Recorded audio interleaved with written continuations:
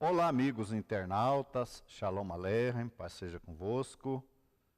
Estamos dando início à segunda aula, Shiur Conversão. No nosso último programa, na nossa última aula, nós falávamos aí com respeito ao papel de Israel como nação sacerdotal, que é uma das coisas que precisa, para nós entendermos e para nós que queremos a conversão, podermos fazer isto com sucesso, é entender o papel de Israel. Tá? E nós começamos ali mostrando, em Romanos capítulo 11, que Paulo inicia o capítulo dizendo, será que porventura Deus rejeitou Israel? E ele, na sequência, ele se apresenta dizendo, não, mas se ele rejeitou Israel, então eu estou rejeitado, eu também estou rejeitado. E ele diz aqui, eu também sou israelita, versículo 1 do capítulo 11. Depois ele faz uma menção lá dos 7.000 do profeta Elias, quando ele se sentiu também sozinho numa situação, e que Deus fala para ele, não, ainda tenha 7.000 homens que não dobraram o seu joelho diante de Baal.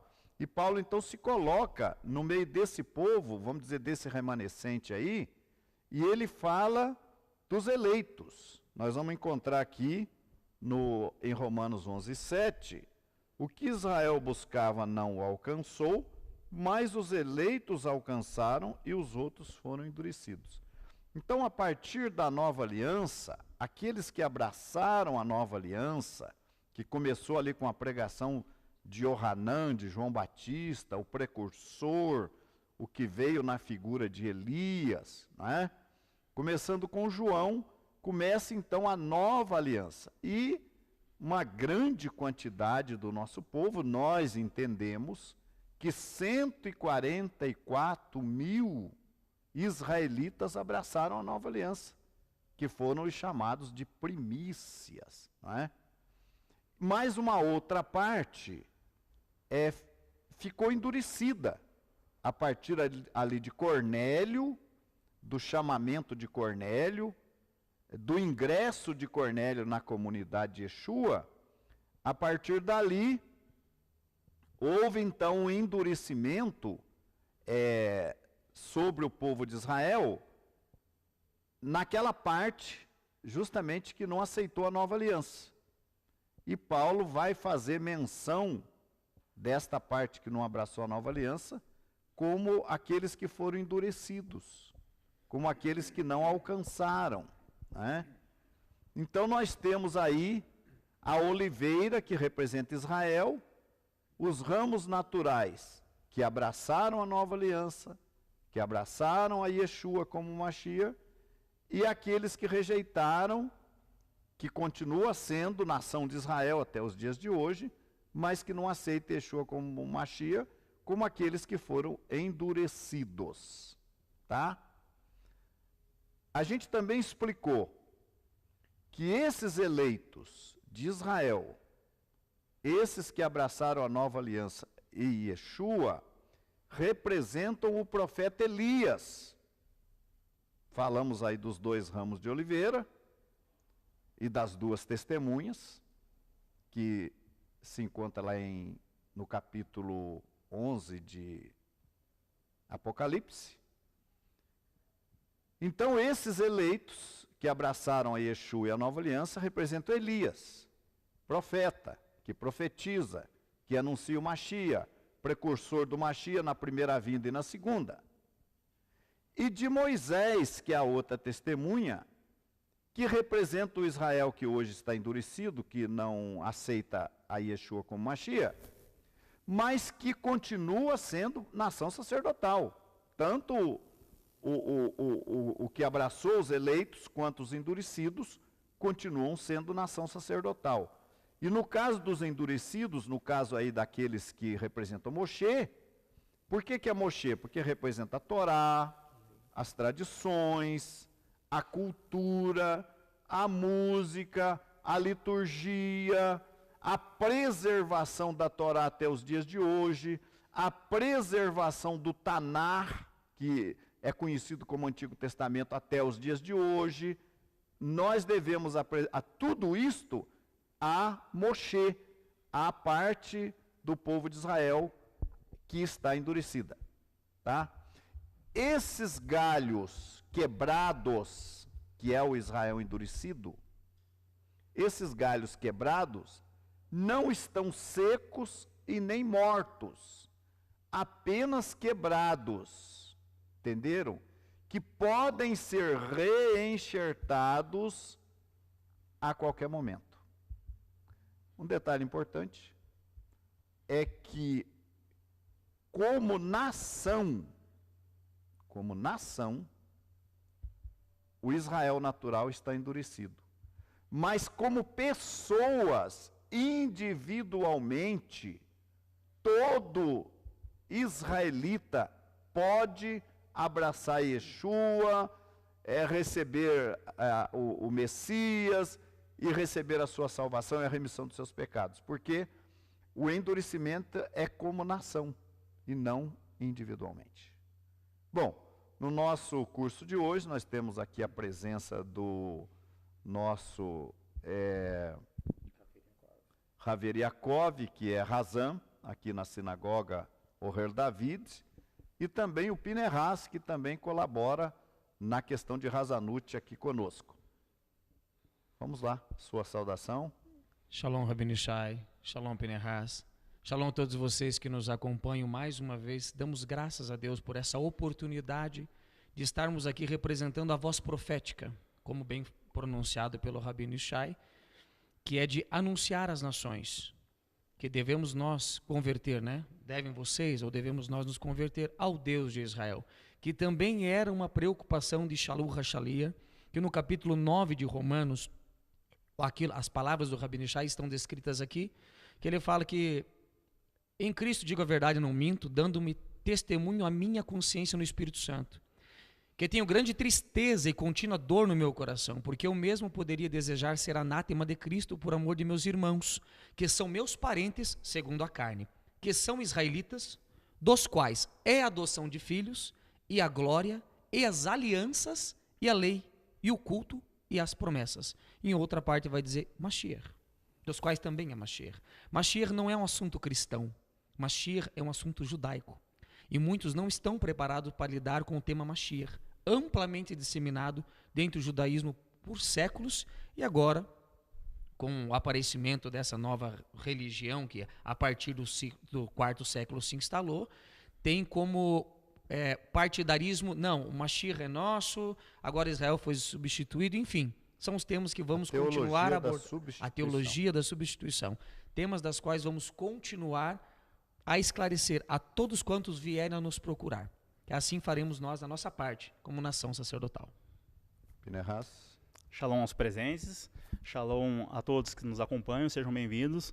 E é com alegria que nós discorreremos a temas e textos que nos farão aprender cada vez mais sobre a questão da conversão ao Deus de Israel, a conversão ao judaísmo de Yeshua, nosso Mashiach. Então, amigo internauta, você que está inscrito no Shiur Conversão, que faz parte do grupo Shiur Conversão, eu quero até esclarecer algumas coisas aqui.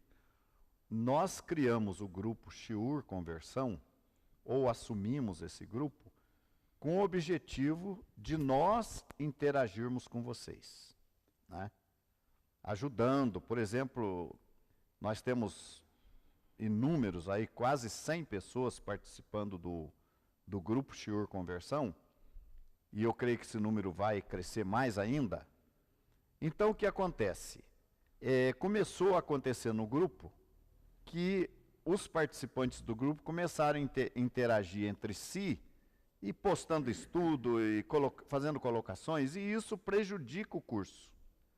Já teve pessoas que saiu do grupo, porque o celular dele está cheio. Então, ele quer estar ali no grupo para aprender. Aí, por orientação até de alguns participantes do grupo, nós decidimos que ninguém mais pode postar nada no grupo, fizemos essa proibição. No entanto, todos os questionamentos que vocês que fazem conversão, que estão no grupo, aquele que não está pode solicitar, nós colocamos, pode interagir conosco diretamente pelo privado. Então, você tem uma pergunta, uma colocação, ou um estudo que você acha importante para o grupo, você vai enviar para nós, no nosso WhatsApp privado, e nós vamos então avaliar e compartilhar lá dentro do grupo. Então, essa interatividade de vocês conosco se dará através do nosso WhatsApp, que eu vou até pedir para o nosso técnico colocar aí no ar, né, o nosso WhatsApp, deixar um pouquinho aí para que você possa anotar, tá? Outra coisa muito importante também, nós estamos na semana de Pêssar, né? Hoje é quarta-feira, já nessa época desse programa. Amanhã, quinta-feira, após o pôr do sol, nós vamos fazer a celebração de Pêssar, né? De 13 para 14, início do 14. Nós vamos ver até se dá para mostrar aí algumas imagens aqui já da nossa sala, onde vamos celebrar o Pêssar, né? Nosso salão, né? Vocês vão poder ver isso agora, enquanto eu vou explicando para vocês. O Pêssar é o único mandamento que não deve ser cumprido por aqueles que estão em conversão. A gente tem explicado que o processo de conversão, ele vai começar com o conhecimento da Torá. Você vai conhecendo a Torá, você vai aprendendo e você vai cumprindo os preceitos da Torá, passo a passo, e o último mandamento da Torá que você vai cumprir vai ser a circuncisão no caso dos homens. Então, como aconteceu com Abraão, Avino, nosso pai Abraão, que ele serviu a Deus por quanto? Por 24 anos. Começou aos 75 anos de idade, e quando ele completou 99 anos, ele foi circuncidado. Então, no caso do nosso amigo que faz o curso conosco, você vai começar cumprindo a Torá, nós vamos ensinar vocês passo a passo, por exemplo, a questão do sábado, como é que você vai observar o Shabat. Tem muitas pessoas que nos perguntam de Bíblia, qual é a melhor Bíblia? Por enquanto, fique com a sua Bíblia que você tem, independente de qual seja, João Ferreira, Tebe, enfim, fique com essa Bíblia. E nós vamos, numa das nossas aulas aqui, comentar a respeito das versões da Bíblia. A princípio, eu até recomendo que vocês tenham cuidado, porque aparecem aí muitas Bíblias aí feitas no fundo de quintal, né? Com todo respeito, mas são pessoas que, eu vou fazer uma Bíblia correta. E aí começam, então, a fazer plágio, copiam a Bíblia que está na internet, obviamente, a tradução João Ferreira, que é a mais conhecida, e começam a fazer modificações nessa versão, e depois publicam aí como a Bíblia verdadeira, a Bíblia legítima, a Bíblia hebraica, enfim, né? Então, eu recomendo que vocês, a princípio, fiquem com a Bíblia João Ferreira. Depois nós temos a Bíblia judaica completa, que é a Bíblia do David Stern, que é uma Bíblia judaica messiânica, muito boa. Se você tiver que comprar uma Bíblia hoje, compre a Bíblia judaica completa de David Stern. Você vai encontrar em livrarias evangélicas, e nós temos também na nossa instituição, né? Eu acho que aí dá para colocar o nosso telefone aí. Eu não sei se nós temos aí o telefone da secretaria, da Deise, que é a nossa secretária, para que você entre em contato com o celular, com aquele celular via WhatsApp. Se não, pode mandar para mim que eu encaminho para ela. E lá você tem também possibilidade de adquirir essa Bíblia que eu estou dizendo. Tá? Mas não se preocupe com a Bíblia. Use a João Ferreira se você quiser. Não se preocupe em comprar livro judaico. Não se preocupe em comprar nenhum livro porque você vai comprar um livro que não é apropriado para você que está fazendo conversão, tá certo? Então, é bom que se tenha muito cuidado. Mas voltando a falar de Pêssar, não é? Então nós teremos a celebração de Pêssar do 13 para o 14 de Nisan, que nessa semana cai de quinta para sexta, no início de quinta-feira, após o pôr do sol de quarta, após o pôr do sol de quinta, né? Então estaremos celebrando o Seder de Yeshua. E esse mandamento não pode ser cumprido. Então aqueles que estão fazendo conversão, se lerem lá em Êxodo 12, vão topar lá com uma proibição de participar de Pêssar, aqueles que ainda não são ligados ao povo, tá? Então não se preocupe. Aroche, mas eu posso fazer os 7 dias, comer os 7 dias de pães asmos? Pode, pode. Então você pode começar sexta-feira dessa semana e comer até na sexta-feira da semana que vem o pão asmo. Fazer retirada do fermento de casa, e não só do fermento, mas de produtos fermentados. Você não precisa tirar o trigo da sua casa, né? Quem quer cumprir o Pêssar não, mas os pães asmos, 7 dias de pães asmos. Você, por exemplo, você não precisa tirar o trigo da sua casa. Mas você, se for fazer o pão asmo na sua casa, eu recomendo até que não faça. Porque o trigo molhado, ao molhar o trigo, 18 minutos após, ele está automaticamente fermentado. Então, produto fermentado, por exemplo, o macarrão é feito de trigo, mas é fermentado. Um bolo, um pão de padaria feito de trigo, fermentado. Então, mesmo o macarrão, que pode não aparecer fermento, mas o fato de ter molhado o trigo, molhado a aveia, molhado o centeio, enfim, já faz com que eles produzam o fermento. Então, produtos industrializados em casa, para quem quer cumprir os dias dos ázimos, você deve tirar. Os produtos, não precisa tirar o trigo, não precisa tirar outro produto que não está industrializado. Pode falar, Pinheiro. Seria isso, a questão dos produtos industrializados, né? Todos eles no processo eles já fermentaram, então mesmo que eles já estão prontos, né? Mas já ocorreu a fermentação no caso dos cereais que estão dispostos à fermentação. Seria isso. Bom, então nós vamos dando essa nota aí a respeito do Pêssar. O único mandamento, então, que você não deve... Que se você... Olha, veja bem. Se você cumprir Pêssar na sua casa, você está transgredindo a Torá. Então, olha, tem que já ter cumprido o processo de conversão, ter passado pela Tevilá, que é o batismo de imersão para a remissão de pecados. Isso só vai acontecer no final da sua conversão. E no caso dos homens, após a Tevilá para a remissão de pecados, então você vai passar pelo processo de circuncisão, tá? Mas isso é com você. Você é que vai pedir, você é que vai dizer quando, você é que vai sentir a necessidade ou não de passar pelo processo da circuncisão para então estar verdadeiramente apto para participar de Pêssar. Oxalá que no próximo ano todos os nossos amigos que estão estudando conosco já possam participar de Pêssar. Outra coisa, também informação para vocês, é que nós estamos enviando um cadastro para quem está fazendo o curso conosco. Um cadastro. Você pode solicitar aí através do nosso WhatsApp, você pode solicitar a cópia desse cadastro para você preencher e nos enviar, tá certo? Eu acho que para os nossos amigos internautas que estão fazendo o shiur conversão, essas seriam as explicações que nós teríamos para hoje, né?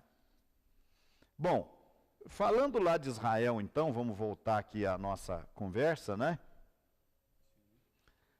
Paulo, ele fala da arrogância dos gentios, no caso gentios de Roma, não é, que estavam sendo enxertados na oliveira, e ele fala que eles foram cortados, vamos ver aqui, ó, 11 de Romanos, verso 17, ele fala que aqueles ramos, não cortados, diria, quebrados da oliveira, que hoje constitui o Israel natural, que não crê no Mashiach. Vamos ver o que Paulo fala no verso 19, então, aqui de Romanos 11. Posso fazer a leitura? Pode. Então, eu vou começar pelo 17, que diz: Se, porém, alguns dos ramos foram quebrados, e tu, sendo oliveira brava, foste enxertado em meio deles, e tornaste participante da raiz e da seiva da oliveira, e não te glories contra os ramos, porém se gloriares, sabe que não és tu que sustenta a raiz, mas a raiz a ti. Dirás, pois, alguns ramos foram quebrados, para que eu fosse enxertado. Bem, pela sua incredulidade foram quebrados, tu, porém, mediante a fé, estás firme. Tá aí, né? Olha, veja bem uma coisa interessante. Paulo fala, até no versículo 15, ó, porque se a sua rejeição, a rejeição desses ramos que foram quebrados, que representam, eu estou insistindo às vezes, eu sou um pouco insistente, o que é para a pessoa entender. Esses ramos naturais da oliveira, a oliveira é Israel, é o povo de Israel. Os ramos naturais que foram quebrados estão representados por aqueles que hoje não aceitam a Yeshua como Mashiach. Quebrados, mas não secos, não mortos. Representam o braço de Israel, cujo representante, a testemunha é Moshe, Moisés. E o texto fala que eles foram quebrados, que a rejeição destes galhos é a reconciliação do mundo. Então você veja, o não-judeu que abraça Yeshua hoje, ele está contemplado com essa possibilidade de ser enxertado na oliveira, no lugar, exatamente no lugar que foi quebrado um galho natural. Então, ele não deve se gloriar contra o povo judeu. Já no começo a gente falava aqui sobre a teologia da substituição, que eu associaria a teologia da substituição com o antissemitismo. Então, aqueles que falam que Israel não tem mais nada a ver hoje, nós somos o Israel espiritual, Israel negou o Mashiach, Israel matou Jesus, matou Deus, e aí é um caso muito sério, porque todas aquelas atrocidades que foram feitas contra Yeshua foram feitas pelos gentios. O conselho lá sacerdotal dos dias de Yeshua entrega a Yeshua, justamente até em João vai falar que eles queriam comer peça e tal, né? Então eles entregam Yeshua, prende Yeshua e entrega Yeshua na mão dos romanos. Para que não, vamos dizer assim, claro que caiu sobre eles a culpa. Sim. Também, né? Não é só o mandante do crime, não é só o criminoso que é punido, mas também o mandante também, né? Então, mas eles acharam que entregando Yeshua na mão do César e dizendo para César, se deixar esse homem aqui, ele vai promover um levante contra Roma. Então, cuida dele aí, porque ele é perigoso, é um subversivo. Aí, quando Roma pega Yeshua, apesar de toda aquela conversa do Pilatos, que não via culpa nele, mas deixou que ele fosse torturado, maltratado. Então, essa tortura e esses maltratos foram feitos pelos gentios. Inclusive, o próprio Yeshua vai dizer, né, que chegaria o tempo em que o Filho do Homem seria entregue na mão dos gentios. Dos gentios. Isso aí a gente encontra em vários textos. Agora, o que acontece? Para hoje, um gentil ficar falando isso, não, vocês mataram Yeshua, vocês mataram Jesus, vocês não têm mais nada, ele teria que assumir, não, mas nós gentios é que fizemos todo a tortura dele foi eu que fiz. Então eu também não sou digno, porque se eu sou gentil e foram os gentios que o torturaram e que o pregaram lá no madeiro, então como é que você quer transferir toda a culpa para o povo de Israel? Então isso aí está errado. Todo mundo é responsável pela morte de Yeshua, tanto gentios como judeus, certo? Certo. Então, e nesse aspecto, então, qual seria o próximo passo? O que o gentil ele tem que entender? O que ele tem que ser humilde? Ele tem que, para poder se achegar ao povo, para poder fazer parte, então, dessa nova aliança. Ele tem que entender, Pinehas, que é o seguinte: você estava querendo entrar num show, não tinha mais vaga. Aí chegou uma pessoa lá e falou: amigo, eu dou a vaga para você, eu vou embora, você entra no meu lugar. O que você tem que, como é que você vai agir com aquela pessoa que deu o lugar dele para você ir? Como é que você tem que ser com ele? Tem que ser gentil, tem que ser uma gratidão, né? Então, os gentios que são enxertados na oliveira deveriam agradecer os judeus que não estão crendo em Yeshua, que deram a vaga para eles. E nós temos algum texto que tem esse reconhecimento de um povo ou de pessoas que elas não faziam parte do povo de Israel e que reconhecem o Deus de Israel e reconhecem Yeshua como sendo um profeta de Israel. Nós temos esse para a gente verificar o entendimento do gentil dele ter que ser humilde? Nós temos, veja bem, esses gentios que nós vamos colocar aqui, eles não estavam procurando Yeshua para a salvação. Isso é muito importante. Veja, nos dias de Yeshua, gente, a gente tem que situar em diferentes épocas. Sim, o contexto o acontecimento, para a gente entender. Nos dias de Yeshua, tinham estrangeiros, pessoas de outras nações, morando lá na terra de Israel? Tinha ou não? Sim, tinha. E estavam todos sob o Império Romano. Todos sob o Império Romano. Muitos daqueles que estavam morando ali na terra de Israel eram funcionários do governo romano, né? Como no caso do centurião, dos soldados que ali estavam prestando serviço, eram romanos. Mas havia também pessoas de outras nações que estavam ali dentro, habitando ali. Essas pessoas, o importante é o seguinte: essas pessoas que habitavam ali em Israel, elas tinham as suas próprias religiões de origem. Elas não conheciam o judaísmo, não conheciam Yeshua, tinham a sua origem religiosa. Os romanos tinham os seus deuses, né? Mas dado a convivência ali dentro de Israel, na condição de estrangeiros, eles observavam como é que os judeus viviam.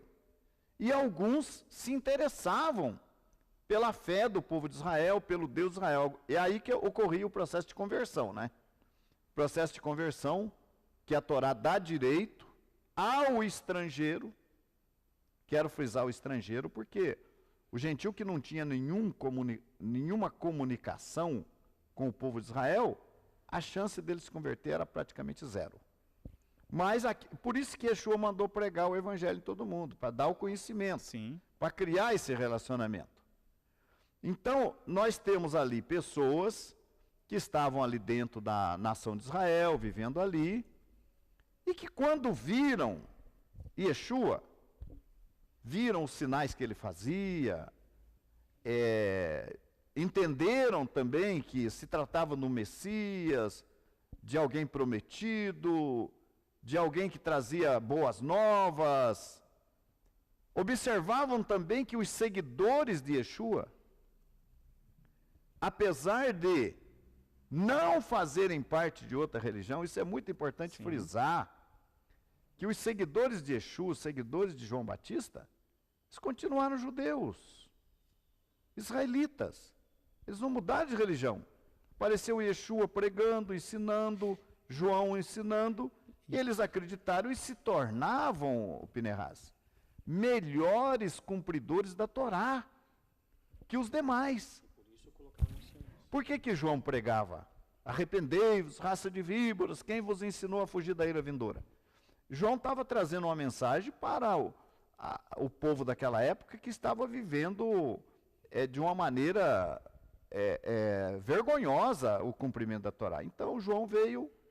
Então essas pessoas viam na figura de Yeshua e nos seus seguidores melhores cumpridores da Torá. E aqueles que não eram no povo, eles viam os sinais e reconheciam em Yeshua, né, um enviado do Deus de Israel. A gente pode então se chegar ao texto que fala da mulher Ciro-fenícia que se achega a Yeshua? Claro.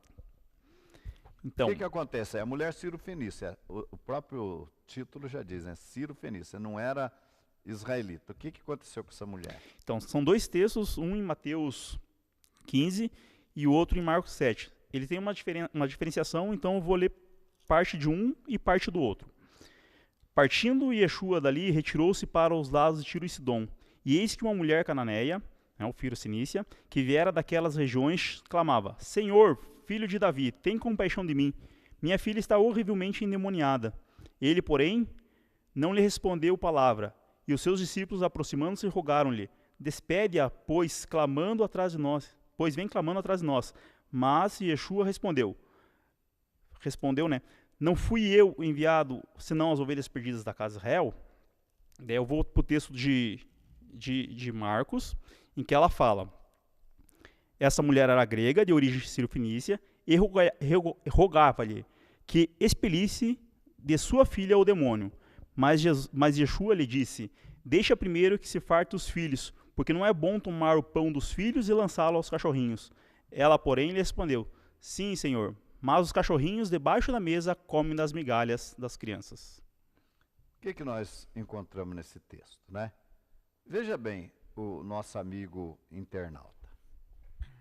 Aquela mulher, ela tinha lá uma filha endemoniada, né? Possessa de demônios. Ela viu que Yeshua expulsava demônios, tal.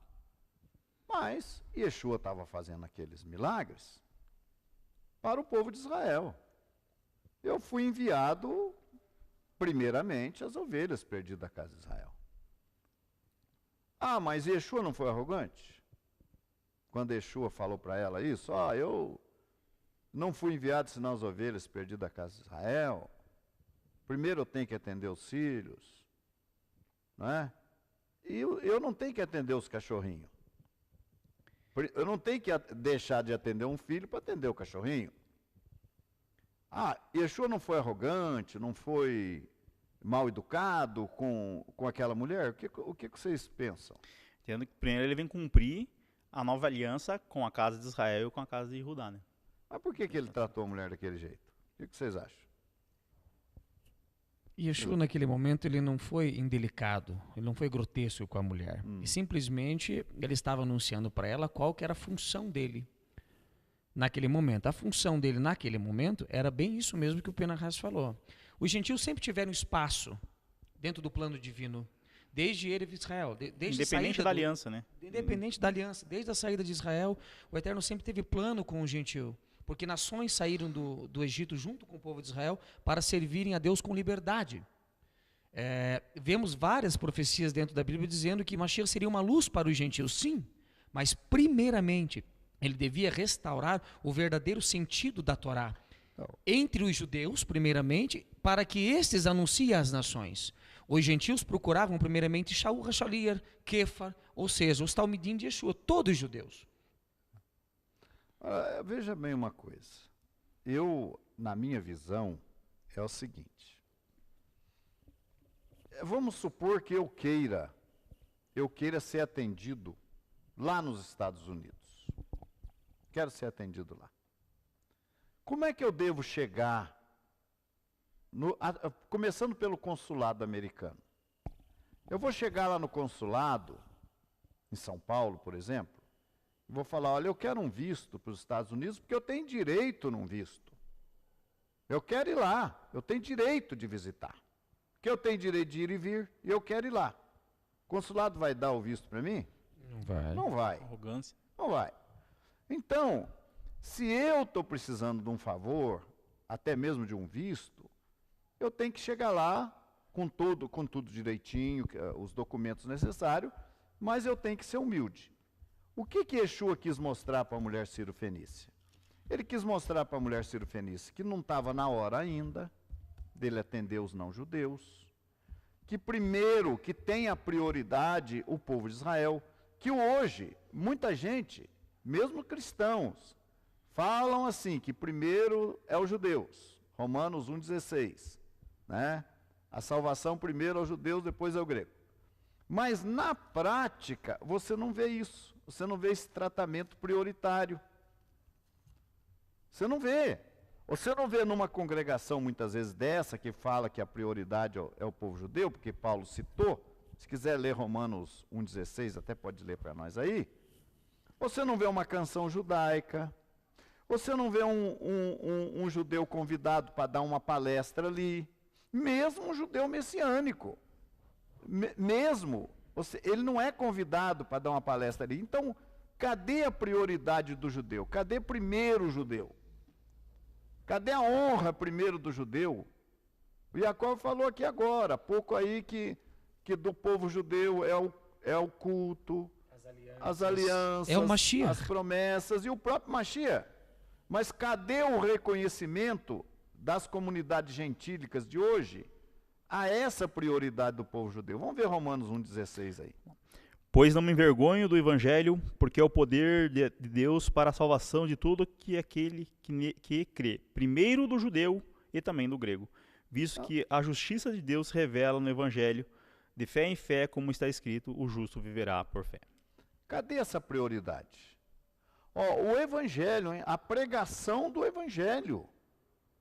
E olha que os apóstolos cumpriram isso. Sim, sim. Porque Paulo, que foi separado para ser apóstolo dos gentios, primeiro ele procurava uma sinagoga. Quando ele chegava num lugar, numa cidade, num país, o que ele procurava primeiro? Sinagoga. Até curiosamente, isso aí tem uma razão de ser, né? Quando havia aquele distanciamento dos gentios, né, que Pedro fala lá em Atos 10, que não é lícito a um varão judeu chegar-se ou ajuntar-se com gentios. Até tem uma razão. Porque, por exemplo, toda a questão da santificação na questão de alimentos. Se você se hospeda na casa de uma pessoa que não é um israelita, você vai ter problema com a comida. Vai ter problema sério com a comida. Então, há uma série de problemas que você... O Shabat, quando chega sexta-feira no pôr do sol, você quer receber o Shabat na casa de uma pessoa estranha. Ele está com a televisão ligada, ele não vai dar a você o espaço, mas Shabat para mim. Você, de repente, vai querer se recolher num quarto, vai ser mal entendido. Pinehas está lá no quarto, não saiu mais. Sexta-feira à tarde ele entrou. Eles não vão entender, né? Então, o que Paulo fazia? Quando ele chegava numa cidade, num outro país, ele procurava, para se alojar, para se hospedar, primeiramente ele procurava uma família de judeus.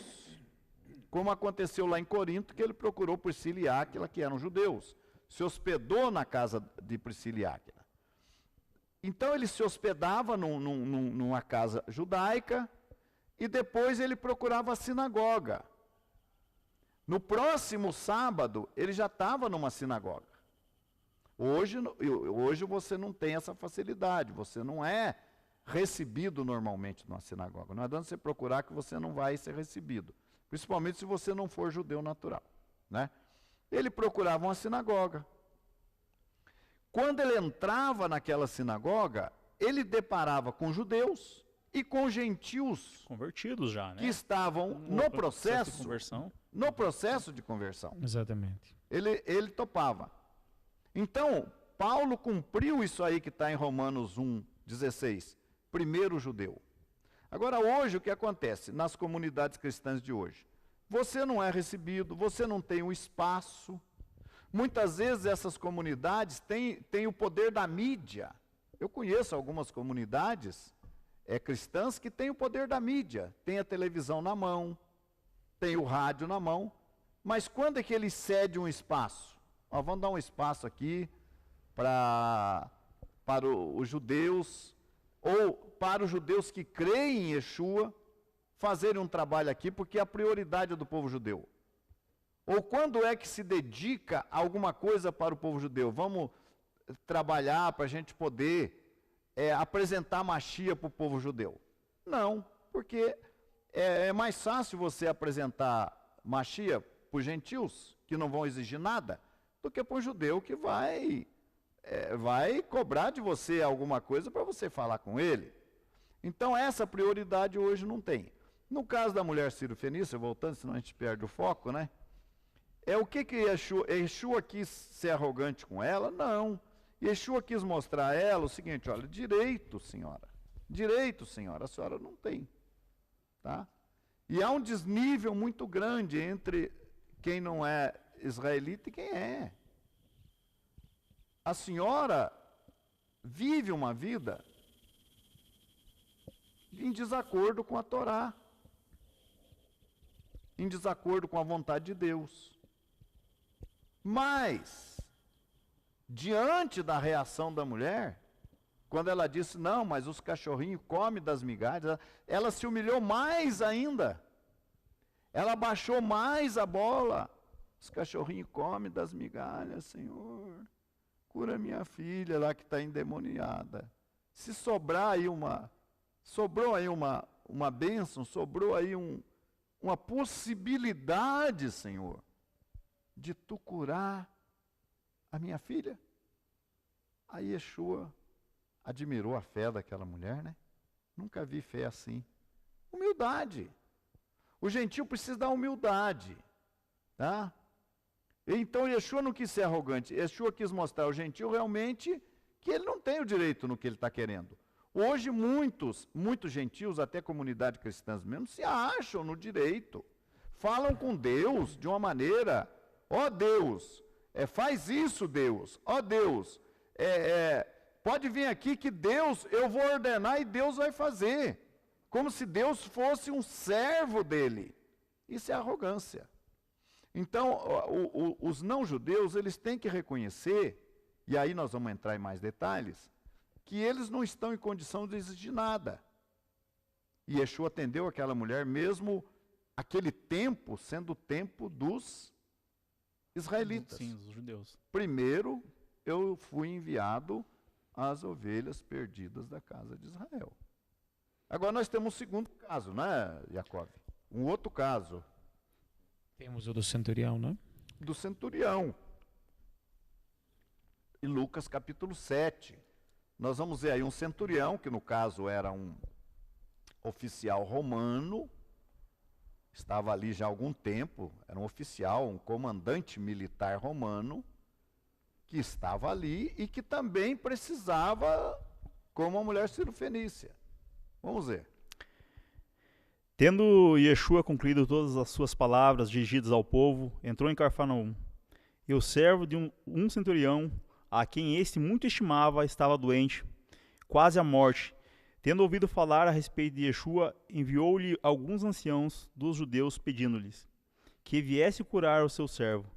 E esses, chegando a Yeshua, com instância lhe suplicaram, dizendo, ele é digno que faça isso, porque é amigo do nosso povo, e ele mesmo nos edificou a sinagoga. Porque, veja bem, esse centurião, ele tinha um servo dele que estava muito doente, já quase morrendo, né?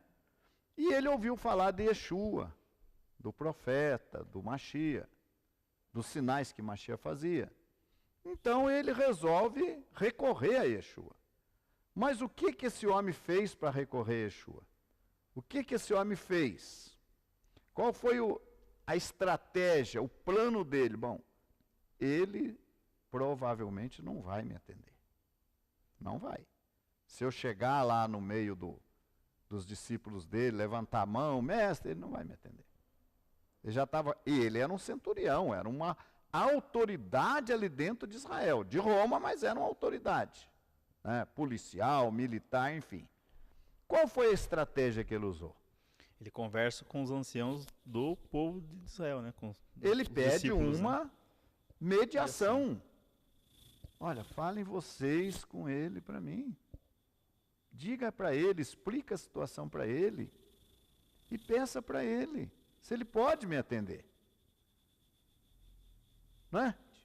E qual foi um outro? Ó, eles disseram assim, ó, e chegando eles junto de Yeshua, rogaram-lhe muito, dizendo, é digno, ó.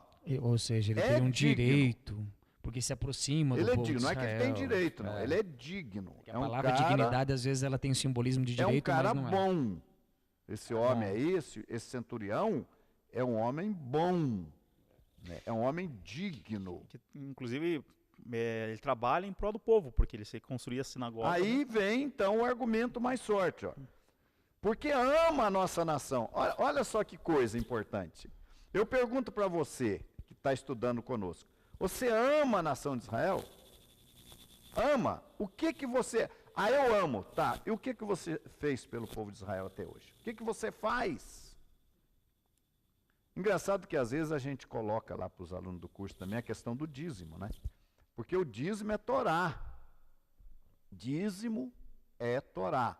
Na Torá você tem 3 dízimos. Além das ofertas, você tem 3 dízimos. Você tem o dízimo sacerdotal, que é para manutenção da liderança, né, da comunidade. Só deve ser usado nisso. Você tem o dízimo, o segundo dízimo, que é o dízimo do pó, aliás, o dízimo das festas, que você separa todo o mês do seu salário. 10% você pode guardar no banco, numa poupança sua, no seu nome, para você usar nas festas. Para quê? Quando chegar uma festa como a de Pêssega, que tem custo, você não vai vir com aquela desculpa, Aruxa, eu não tenho dinheiro. Tá, mas cadê o segundo dízimo? Exatamente. Então você tem que ter recurso. A não ser que você não tenha emprego, tal, tudo bem. Mas, ou a mulher que não trabalha, tudo bem. Mas, tanto é que esse pessoal que contribui com o segundo dízimo, que guarda ele em casa, tem a obrigação não só de pagar a comida dele, mas também dos mais pobres. Com o dízimo dele, ele vai pagar a comida dele, a despesa que ele deu na festa e dos mais pobres que não pode pagar, tá? De acordo com a Torá. Então ele tem o primeiro dízimo sacerdotal que ele entrega, o segundo, que é o dízimo das festas, que ele guarda para usar nas festas, e o terceiro dízimo, que é o dízimo trienal. A cada 3 anos você dá o dízimo mais um dízimo. Então no terceiro ano são 3 dízimos. Você vai separar 30% do seu rendimento. Exatamente. Né? E esse terceiro dízimo, esse dízimo trienal, que acontece a cada 3 anos, você vai doar ao pobre. No nosso caso específico, da nossa comunidade, a gente pega esse dízimo trienal e divide ele em 1/3 do dízimo. Então a pessoa não precisa no terceiro ano se apertar, vai ter que tirar mais 10%. Não, ele tira, então, 1/3 do dízimo. Então ele dá o primeiro dízimo sacerdotal, o segundo dízimo ele guarda e dá 1/3 do dízimo, separa para o pobre. Então o pobre é assistido, né? É uma maneira que a gente encontrou da pessoa cumprir os 3 dízimos. Aí a pessoa, no caso do centurião aqui, diz assim, ele ama a nossa nação e ele mesmo nos edificou a sinagoga. Olha, aquele homem que não tinha nenhum compromisso, que ele era um oficial romano, ele fez a sinagoga para o nosso povo com o dinheiro dele. Com os recursos dele, ele construiu uma sinagoga. Então eu pergunto para você, você ama o povo de Israel? Ama. O que você faz nesse sentido para o povo de Israel? Você é um contribuinte? Você dá alguma coisa de si? Não é? O nosso povo lá no passado, quando foi para construir o Mishkan, Moisés falou, manda o povo trazer ouro, prata, joias, o que tiver. Sobejou, teve uma hora que teve que mandar não tirou parar. do dízimo. Não pode pegar dízimo para construir templo, construir sinagoga. Ia falar, Pinehas? Não, é que daí a gente entendeu o conceito também do amar, que ele não está só na questão de falar eu te amo, mas sim com obras a gente demonstra o amor, né? Ou amor ou a fé, né? Sim. Tiago, se não me engano, ele vai dizer que a fé sem obras ela é morta. Eu amo Israel, mas não faz nada. Por exemplo, pior ainda diz que a denominação A, B ou C substituiu Israel. Então não tem como você amar o povo de Israel Essa prioridade não num é contexto dada. desse. Essa prioridade não é dada ao povo de Israel. Então, lá nos Estados Unidos eu tenho um amigo meu que é rabino, eu achei até interessante. Rabino Abner, meu amigo, ele falou: Rabino Ishai, se você quiser, eu sei que você está passando umas lutas aqui nos Estados Unidos, ele falou, eu arranjo para você receber aí uns $1.000, $2.000 aí por mês, por um ano ou até mais. Ah, mas como assim você arruma? Com a comunidade batista. Os batistas têm uma convenção em que eles destinam uma parte dos recursos deles para a comunidade judaica. E no caso, ele falou, no caso, eles vão canalizar para você, porque você leva a Machia para o nosso povo. Então eles entendem que você está fazendo uma obra que eles teriam que fazer e não conseguem fazer, então eles vão dar essa ajuda para você, para a sua manutenção, sabendo que você está a serviço do reino de Deus e que você vai levar Machia para o povo de Israel. Então eles vão se sentir participantes desse trabalho. Isso ele me disse, não uma única vez, ele falou, eu também já fui beneficiado por essa ajuda, por um tempo, não sei por quantos anos, ou meses, ou anos. Então é preciso a gente ver o fruto. E não é uma comunidade judaica, mas uma comunidade consciente. Aquela comunidade ali da região de Miami ali, que eu não sei especificar exatamente que comunidade é. Mas de qualquer maneira, o fato do centurião amar a nação de Israel e como prova desse amor ter construído a sinagoga, o que aconteceu na sequência? Vamos ler o verso 6 aí, 7, 6. Então Yeshua foi com eles, e já perto da casa, o centurião enviou-lhe amigos para lhe dizer, Senhor, não te incomodes, porque não sou digno de que entres em minha casa. Por isso, eu mesmo não me julguei digno de ir ter contigo. Agora, o que você percebe aqui? O centurião, quando Yeshua estava vindo, o que o centurião fez? O centurião enviou-lhe uns amigos para dizer o que para Yeshua? Para ele não se incomodar. Não. Não precisa vir na minha casa. Mas por que o centurião não queria receber Yeshua? Por isso que ele não deixou ele entrar na casa dele, não? Porque ele entendia da autoridade dele. Ele disse o seguinte, olha, Senhor,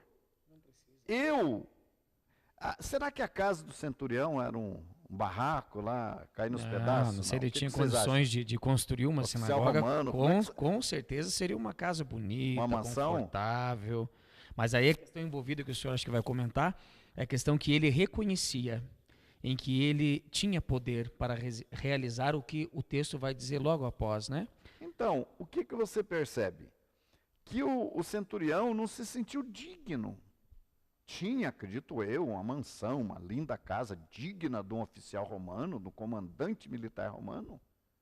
Mas ele, quando viu que Yeshua estava se aproximando, ele mandou servo, Senhor, não precisa se incomodar. Não precisa se preocupar comigo. Eu não sou digno que entre na minha... Olha a humildade, é isso que precisa acontecer, gente. Com aquele que não é israelita, com aquele que não é judeu, é ter a humildade. É o que eu falei, um galho foi quebrado e você foi enxertado. Se é que foi. E não é uma relação... Vai ser. Não é uma relação de pobreza ou riqueza, né? Então é uma relação de humildade. De humildade.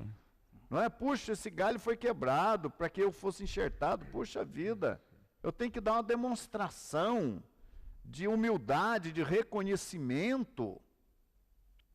Não é? E ele vai e diz para Yeshua que ele não era digno. Que não havia necessidade de entrar na sua casa. Ele fala o quê? Nem por isso ainda me julguei digno de ter contigo. Porém, dize uma palavra e o meu servo sarará. Olha a humildade dele. Ele falou, se você, se vós, ou se você, se o Senhor, dizer só uma palavra. Aí ele reconheceu o quê? A autoridade de Yeshua. Se o Senhor disser uma palavra, basta. O meu servo será curado. O cara estava às portas da morte, não é? Aí ele justifica essa palavra dele dizendo o quê? Vamos ver o 8. Porque também eu sou homem sujeito à autoridade e tenho soldados às minhas ordens. E digo a esse, vai, e ele vai. E a outro, vem, e ele vem. E ao meu servo, faz isso, e ele o faz. O que ele quis dizer com isso? O que eu acho interessante, tanto na questão do centurião quanto da mulher serofenícia, é que eles entendem a posição deles em relação a Yeshua e ao povo de Israel, porque eles não fazem parte desse povo. Né? Agora você vê, você não estava lidando aqui com qualquer um centurião, oficial, alto nível ali em Israel, até acho que abaixo do governo era eles ali que mandavam. E ele fala para Yeshua, diz uma só palavra que o meu servo vai ser curado. Ó, eu sei o que é isso. Eu sou homem de autoridade. Eu digo uma palavra e todo mundo faz. Eu digo outra, todo mundo faz. Então, tu diz uma só, meu servo fica curado. Ele reconheceu a autoridade de Yeshua. Reconheceu, foi humilde a ponto de pedir a mediação do povo. Vai por mim.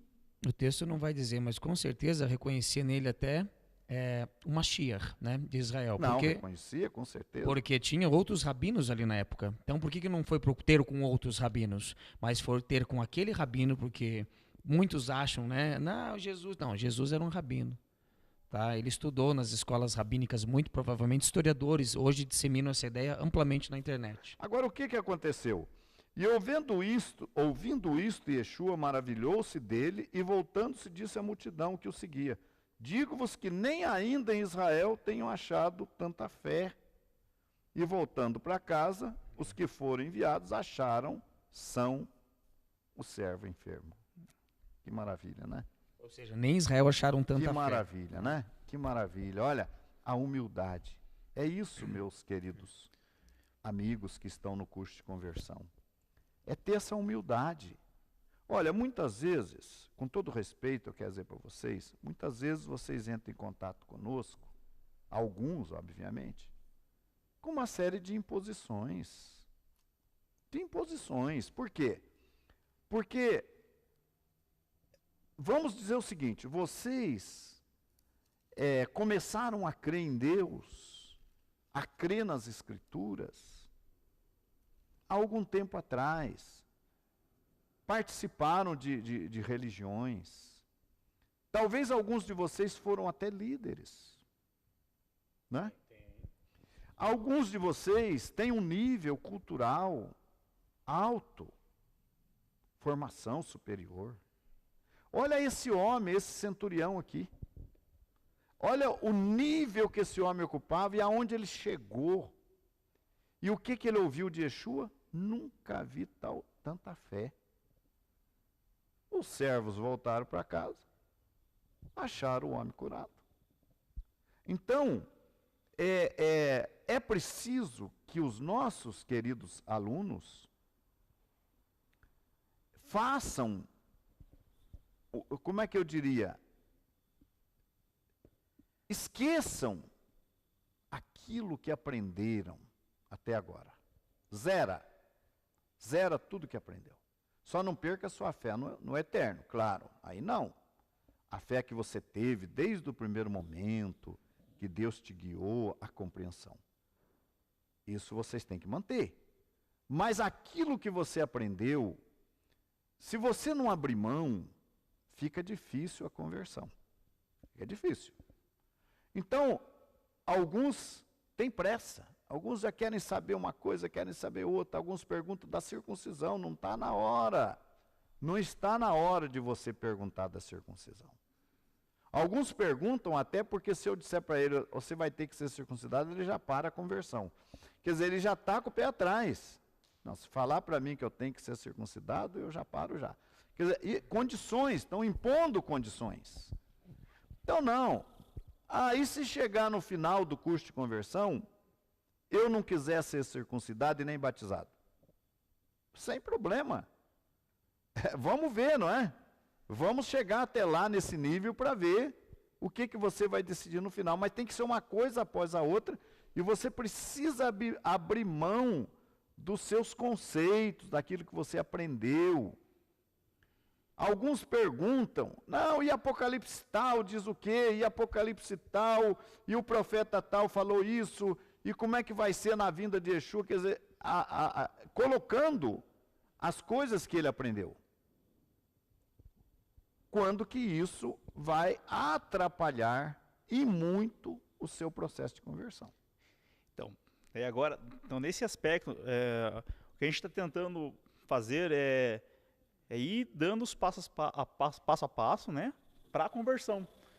Nós entendemos o reconhecimento do povo de Israel como nação sacerdotal, amar esse povo e ser humilde.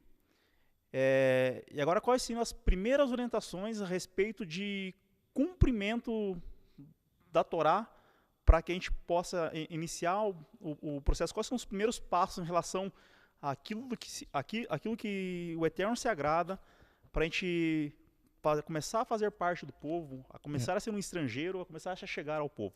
Nós vamos ver, acho que muito provavelmente, o capítulo 15 de Atos dos Apóstolos, né, que vão ter as 4 principais, né, e primeiras leis, né, das quais os gentios deviam cumprir para estar, vamos assim dizendo, se inserido dentro do povo de Israel. Mas antes disso, pegando um gancho naquilo que o Rabino Shai estava falando, tem um Raver, está no nosso curso de conversão, e ele fala comigo no particular. Ele dá aulas no Brasil inteiro, profissionalmente falando. Ele foi teólogo, foi pastor. E vocês precisam ver a humildade que ele fala conosco, do tipo assim, eu acompanho o Rabino Shai, eu estou em vários grupos de conversão, não em grupos de conversão, mas em grupos de debates, das quais ele vê argumentos, mas ele no nosso bate-papo, ele não argumenta, ele não contradiz, ele não se contrapõe. Muitas das vezes ele fala assim, Yakov, eu quero aprender com a Sina. Porque até esse presente momento eu aprendi nas escolas teológicas, eu aprendi com outras pessoas e vi que estava afastado da verdade. Então eu quero aprender com vocês. Então ele não se posiciona, ele se pergunta, mas assim, ele é um homem humilde. É um homem intelectual, um homem de uma certa posição, mas ele tem humildade. Não sou tão intelectual quanto ele, também não tenho a posição financeira que ele tem, mas também cheguei aqui cheio de ideias, cheio de pensamentos, mais de uma década dentro de uma religião, mas quando eu cheguei aqui fui assistido pelo Rabino Shai, pelo Rosh Moshe, e que disseram, você tem que se esvaziar para que se encha daquilo que verdadeiramente é o correto. Porque com o passar do tempo, você vai entendendo. É como numa escola, você vai ter que fazer o primário, o ginasial, Você falou uma coisa importante. Não tem jeito. É como uma escola. Por exemplo, quando a criança entra na escola, ele vai aprender já no primário. Não, né? Matemática aplicada no primário, não tem como. O alfabeto, né? O A, E, I, O, U. Eu me lembro desde o tempo de criança, né? Você vai aprender o A, E, I, O, U, né? Depois você vai aprender o Beabá, se chamava no meu tempo, Beabá. As consoantes. Só não pode falar que é o tônico fontura, né? Isso não vale, né? Então, o que acontece? Aí você vai começar a construir sílabas. B mais E, B mais I, B mais O, Bo, B mais A, Ba, o Bo e Baba. Eu lembro da minha primeira lição na escola. O Bo e Baba, para fixar o B.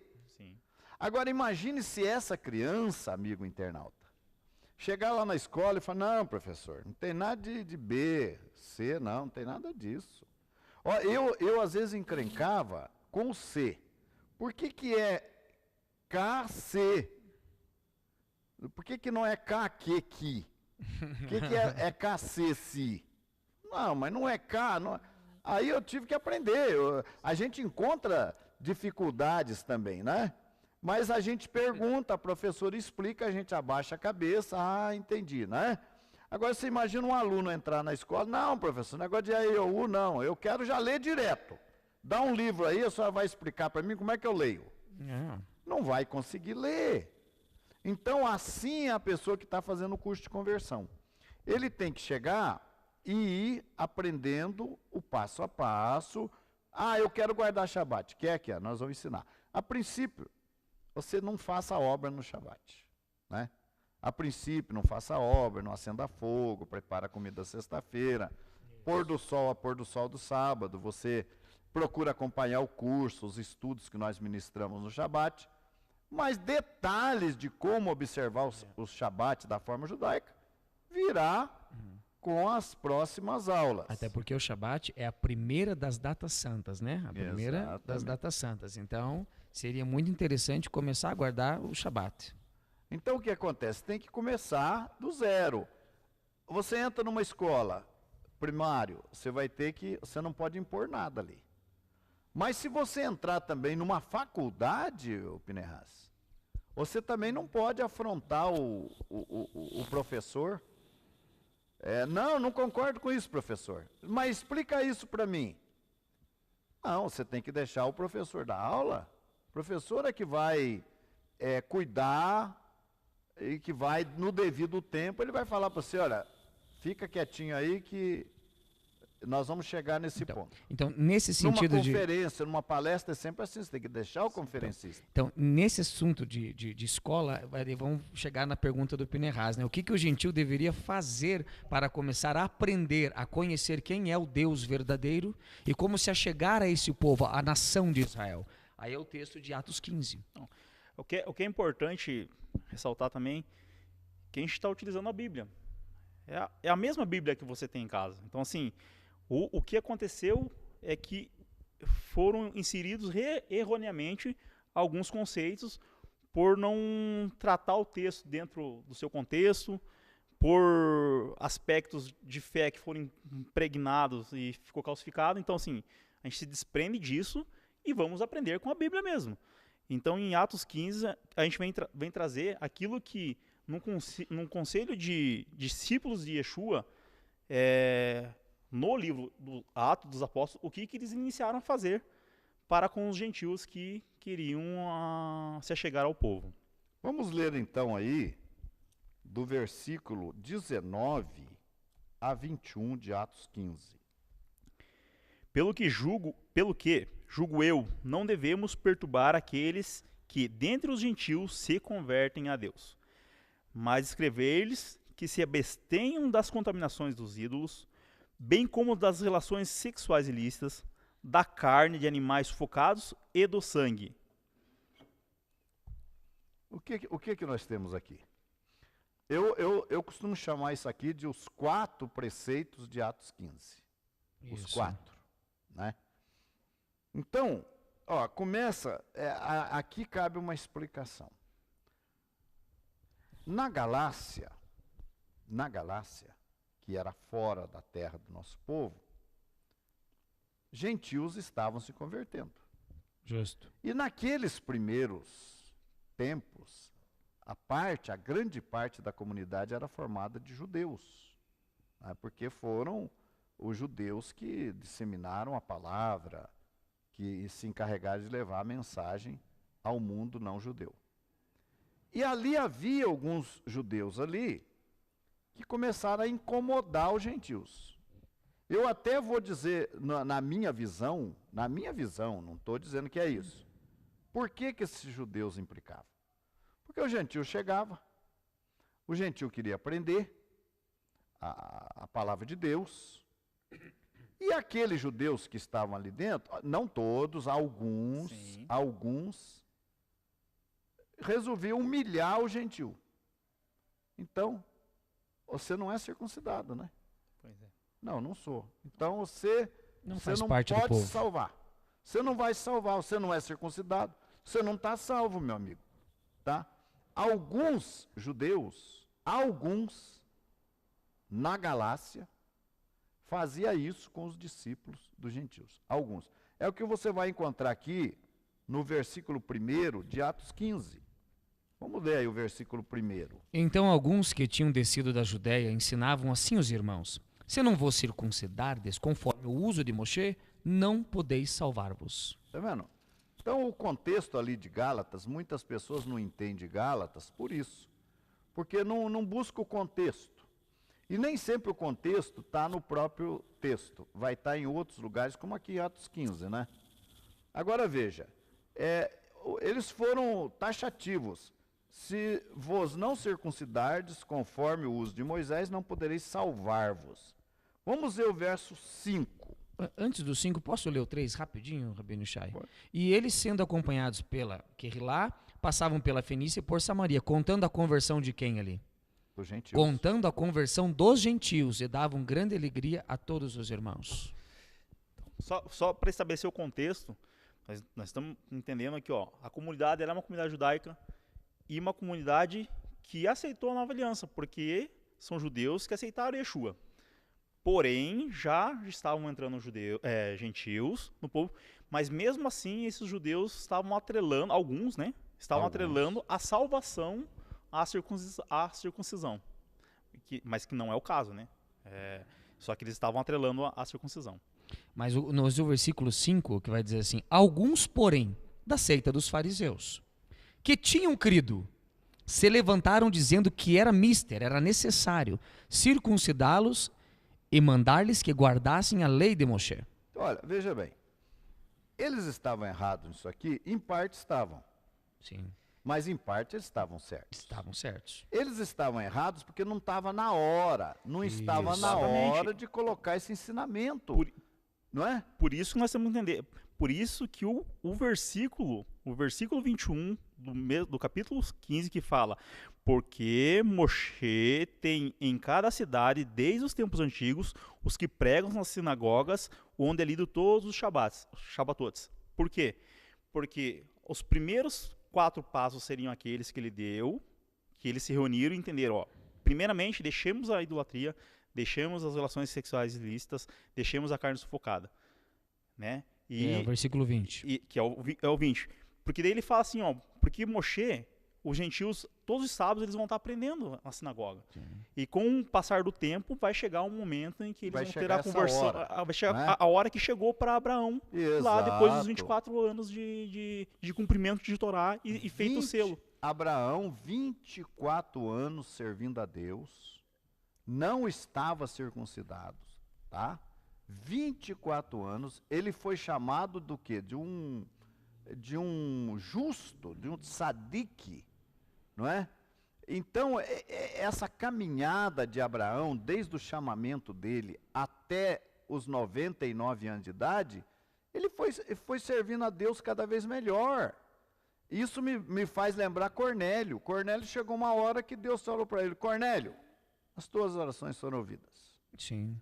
As tuas esmolas, a ajuda que você dá para os pobres, chegaram em memória diante de Deus. Exatamente. Então, ô Cornélio, agora você vai mandar chamar Pedro, Xalia, Quefa, e Quefa vai dizer para você o que você tem que fazer daqui para frente. Sim. Porque ele chegou naquele pico. Avraham Avinu, o pai Abraão, também ele começou do zero, foi obedecendo, chegou no ponto. Sim. Agora, cada dia mais produzindo frutos. Paulo chama a circuncisão de selo da fé. Quando é que você põe um selo num documento? Quando ele está concluído, né? Concluído. Você põe o selo no documento ou você sela o envelope e coloca no correio. Está final, está pronto. Então, o que estava acontecendo com esses judeus da Galácia? Esses fariseus da Galácia? Fariseu não é uma palavra pejorativa, viu? Fariseu, Yeshua se estabeleceu em cima dos fariseus, que eram os mais zelosos, né? Exatamente. Mas esses fariseus aqui, esses judeus da Galácia, eles começaram a colocar o carro na frente do boi. Eles queriam que o gentio já de cara se circuncidasse.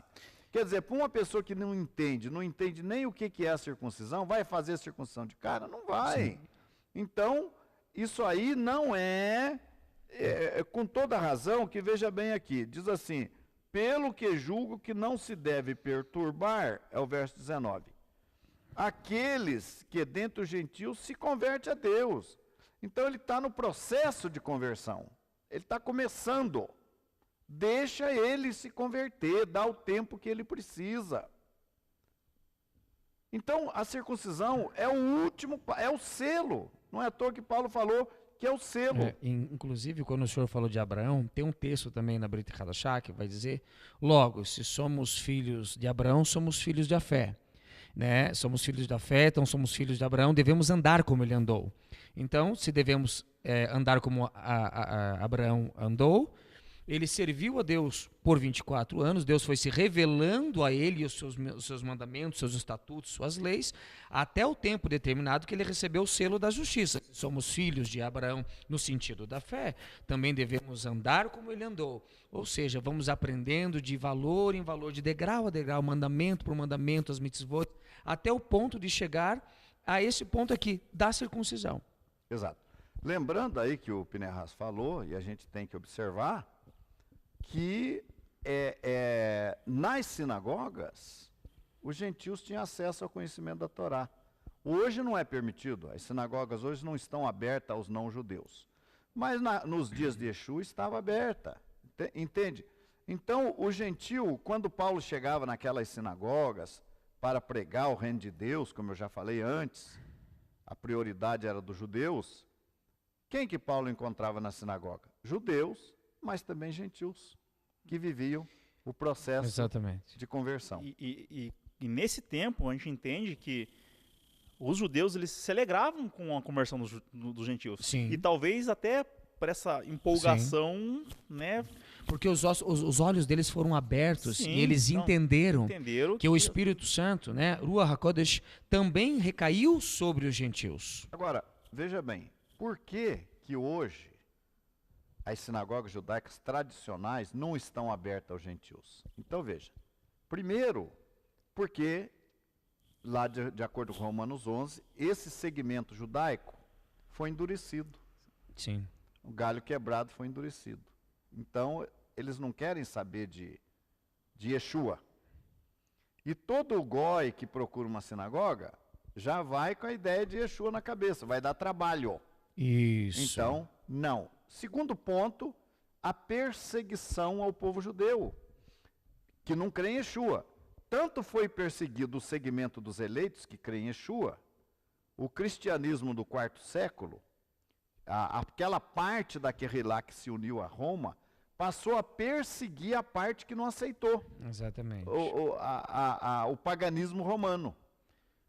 Então, quando esse segmento cristão, esse segmento que se declarou cristão a partir dali, se uniu a Roma, começou a abominar o judaísmo, aboliu o Shabat, criou a Trindade, criou o Natal, criou o domingo, como dia de guarda. Como dia de guarda. Esse segmento passou a perseguir a parte da congregação que não aceitou o paganismo e também os judeus, Sim. que não criam Yeshua. Sim.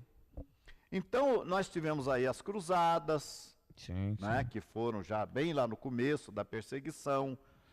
Por volta do VI século, eram estabelecidos guardas imperiais nas sinagogas dos judeus, claro, para que não se orasse o Shema Israel. A partir do VI século, o Islã foi perseguido também, porque veio o nascimento de Muhammad. Também são perseguidos depois. Por que não podia orar o Shema Israel? Porque falava que Deus era um. Exatamente. E Roma declarou que era uma trindade de deuses. Sim. A construção do pensamento cristológico, a divinização de Mashiach, a substituição de Israel foi uma coisa gradativa. Não foi assim temporal, foi só isso que Paulo já falava, que no meio de vós já estava se levantando o Espírito, né? Após a morte dos apóstolos. Após a morte dos apóstolos, se levantaria o Espírito, vamos dizer assim, do anti-Mashiach, do anticristo, né? Se levantando sobre tudo contra, era contrário à Torá e os mandamentos do Eterno. Tanto é que Yeshua vai dizer que naquele dia muitos virão a mim e vão dizer: Senhor, em teu nome profetizamos, fizemos isso e aquilo, apartai-vos de mim, vós que praticais iniquidade. A palavra iniquidade na Brit Hadashah, ela é muito mal traduzida, porque no grego a palavra significa anomos, e anomos é contrário à lei, ou não contrário obedecer à lei, à Torá divina. Certo. O que é importante, e eu volto a ressaltar, que tudo isso que foi falado de coisas passado e algumas coisas de futuro, elas se encontram na Bíblia Então, talvez a gente tenha que refazer a leitura da Bíblia no sentido não literal de ler a Bíblia, mas refazer entendendo a cabeça do judeu, entendendo o contexto do que está acontecendo, para a gente poder também retirar aquilo aquela erva daninha que foi implantada, para a gente poder entender melhor a palavra. Eu não sei se eu entro numa questão aqui, mas eu vou citar rapidamente só. Quando Pedro vai dizer assim, vocês bem sabeis que está escrito na nossa lei que um judeu não pode se assentar com um gentil. Isso não está escrito na Torá. Qual era essa lei que Pedro estava falando então? Ele estava falando de compêndios, de leis criadas pelos rabinos em seu tempo, que são chamadas de alahot, né, no plural, em que não era lícito que um varão judeu sentasse com um goi, com alguém das nações. Mas isso não está escrito na Torá. Isso era uma lei temporal da época. Foi criado como lei, mas na prática existia, porque Deus falou para não misturar com as nações. Exatamente. Na Torá tem. Agora, a definição de como isso ocorria foi criada através de halahot. Né? De halahot, isso, mas deixa exatamente. eu dizer uma coisa aqui para a gente não perder a questão. A perseguição movida pelo cristianismo, então, do quarto século, a parte da congregação, a mulher que foge para o deserto, Apocalipse 12, né? Também se voltou contra o judeu. Então nós temos as cruzadas, sim, nós temos depois a Inquisição. Chamada, né, da Idade das Trevas. E nós temos também, em 1945, que foi o ano que eu nasci, nós temos aí então o Hitler perseguindo, sim, o povo judeu. Novamente. Então, para os judeus naturais, eles não veem essa diferença.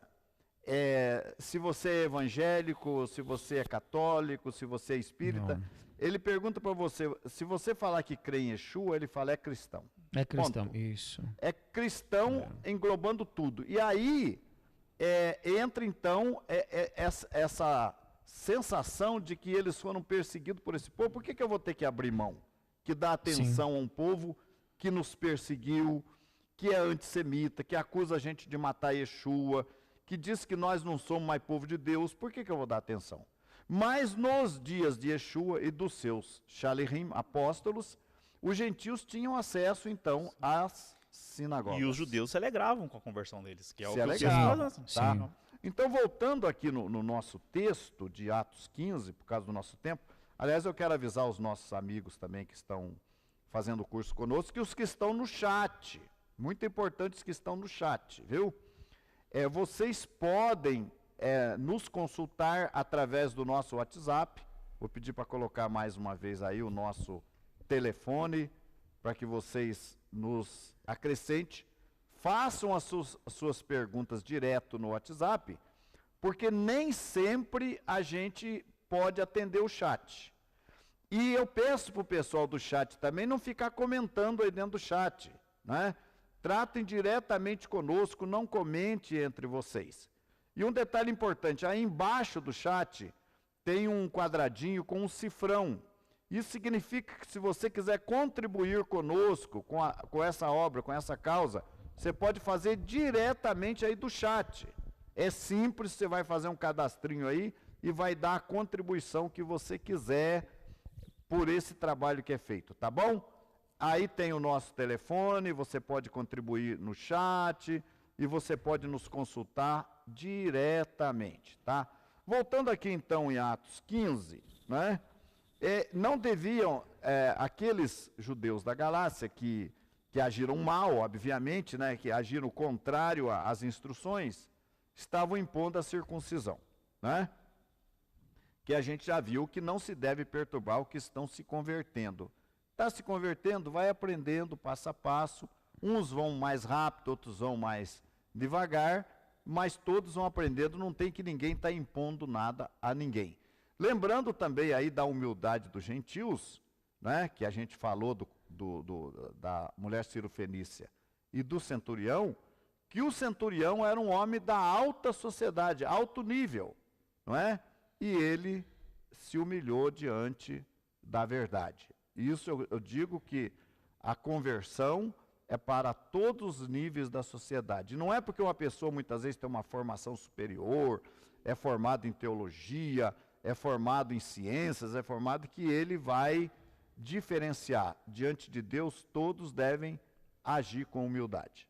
Voltando aqui então no texto de Atos, né? Mas escrever-lhes. Olha, no próximo programa nós vamos falar das 7 leis de Noa, que não vai dar tempo hoje. Hoje não vai dar. Mas nas 7 leis de Noa, que foram criadas justamente para dar um chega para lá no gentil que quer se converter. Exatamente. E o gentil tem que se cuidar, porque se você embarcar nessa das 7 leis de Noa, eu vou pedir para ler aí o Velonetato aí no Sidur. Vocês vão ver que é uma contradição. Quando é apresentado os 7 preceitos de Noa para você, é dito para você que você vai se salvar, vai estar no reino. Olha, veja bem, 7 mandamentos de Noa. Vocês já viram falar nos Binei Noa? Filhos de Noé, Binei Noa. Essas pessoas lhes é dito que se ele cumprir os 7 preceitos, ele se salva.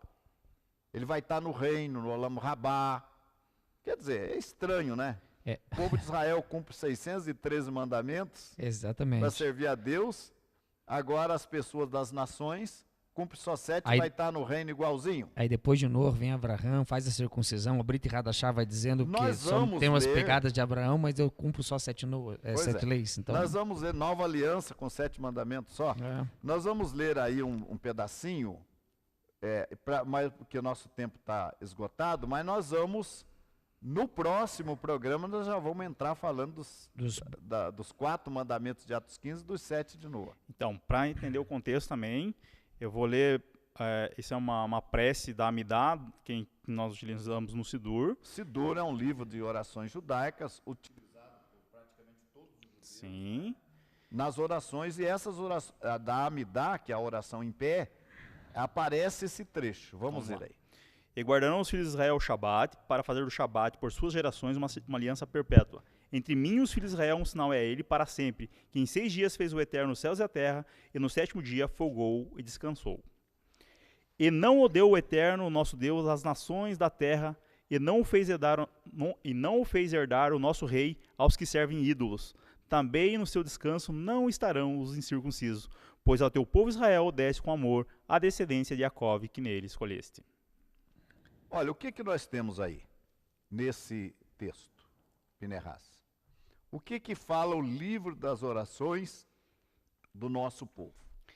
O aspecto que ele começa falando do Shabat. Shabat, né? Então, porque a questão daqueles que estabeleceram as 7 leis de Noa, ela fica controversa por conta disso. Porque o Shabat, ele é um mandamento que tem que ser cumprido, e a respeito do Shabat, depois o Eterno fala na prece, né? A gente fala na prece, que ele não deu às nações da terra, e também no Shabat, no descanso do Eterno, não estarão os incircuncisos.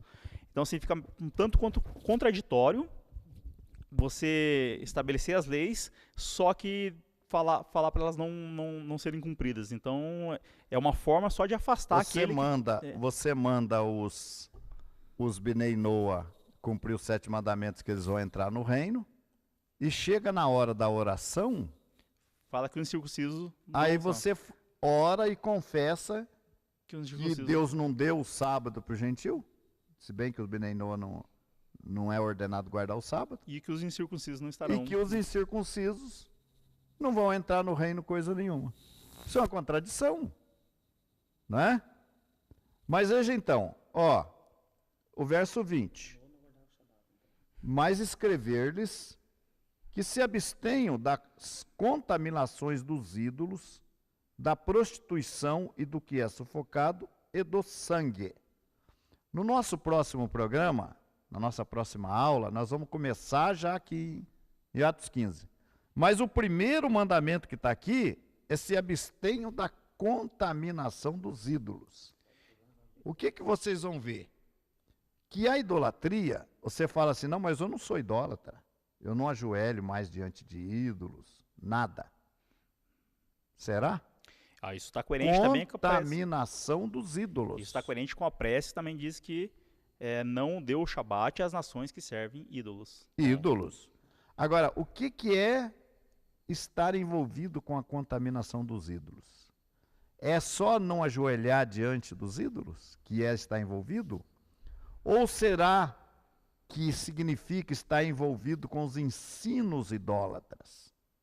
Por exemplo, crença na imortalidade da alma, crença em uma morada no céu, por 1000 anos, por 7 anos ou pela eternidade, crença no domingo como dia de guarda, crença na celebração do Natal como o dia do nascimento de Yeshua.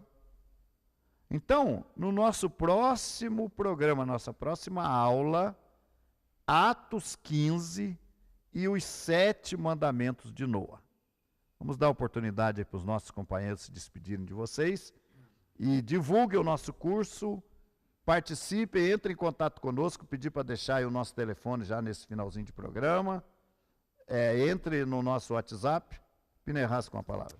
Shalom a todos, obrigado pela oportunidade de nós podermos estudar a palavra do Eterno e agora esperamos que todos se acheguem a nós, sejam todos bem-vindos. Shalom, meus amados. Que o Eterno continue nos abençoando nesse propósito, que é de a cada dia estudarmos um pouquinho mais da palavra do Eterno e entendermos a nossa posição e o nosso propósito nesse mundo. Hoje estamos na posição de sermos sacerdotes e aproximá-los à fé do primeiro século, a fé de Yeshua, o nosso Mashiach. Mas no dia de amanhã vocês serão os nossos companheiros de batalha e estarão ensinando outras pessoas para que nós façamos com que a palavra de Deus se estenda aos 4 cantos da terra e todos nós juntos possamos servir o Eterno melhor do que servimos hoje. É isso aí. Shalom Aleichem, paz seja convosco. Continue conosco no grupo, recebendo instruções. Assistam a aula anterior, o Shiur Conversão número 1, caso não tenham assistido, e divulgue o nosso curso. Que o Eterno vos abençoe e nos abençoe também. Shalom, shalom.